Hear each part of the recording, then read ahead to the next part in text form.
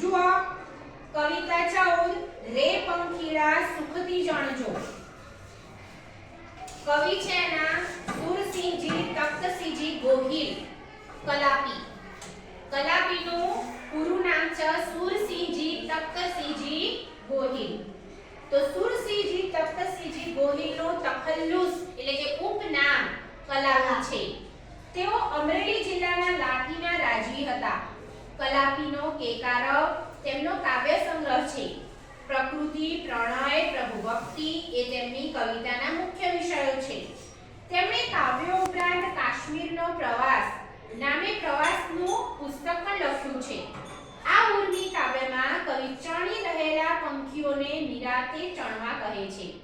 આ ઉપવન પર કેવળ મનુષ્યનો હક નથી, સૌ પશુ પક્ષીઓનો પણ છે એમ જણાવીને કવિ પંખીઓને બીક દૂર કરવા પણ કહે છે।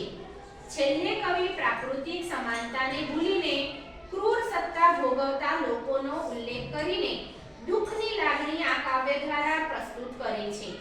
અહીંયા જોઈએ